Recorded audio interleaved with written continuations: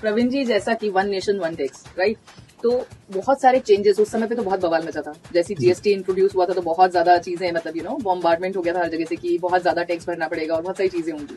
तो अगर हम इंडियन इकोनॉमी की बात करें तो कैसे ये चेंज करता है, मतलब क्या पर्सपेक्टिव में चेंज हुआ है अगर हम देखें तो? मेजरली जो है गवर्नमेंट का ऑब्जेक्ट है ease of doing business. Like सरकार चाहती है कि व्यापारी के लिए बर्डन्स कम हो, इजीली वो बिजनेस कर पाए। जीएसटी ने इसमें इस तरह से हेल्प की कि पहले जितने राज्य थे उनका खुद का वेट का कानून था, प्लस जो सर्विस प्रोवाइडर थे उनके लिए सेंट्रली सर्विस टैक्स था। तो ये सब मर्ज होकर सिंगल टैक्स हो गया जीएसटी। अब लाइक एक बिजनेसमैन को अलग अलग, अगर वो मल्टीपल स्टेट्स में काम कर रहा है तो उसे अलग अलग राज्यों के अलग अलग वेट के कंप्लायंस नहीं करने पड़ रहे हैं। जीएसटी आने से यूनिफॉर्म टैक्स हो गया, हर जगह एक टैक्स है, टैक्स लॉ सेम है, तो बिजनेस करना इजी हो गया। लाइक उसे प्रोविजंस बहुत ज्यादा क्लियर है, टैक्स का हर्डल कम है, फॉर्म सी चाहिए, ये चाहिए, ऐसी कोई भी चीजों के लिए बच जाता है, क्योंकि जीएसटी का मेन जो कंसेप्ट है वो ऑनलाइन है। लाइक जो चीज है वो पोर्टल पे साफ दिख रही है। आप किसी से माल खरीद रहे हैं तो पोर्टल पे दिख रहे हैं, आप किसी को माल बेच रहे हैं वो पोर्टल पे चढ़ा रहे हैं, सामने वाले को दिख रहा है।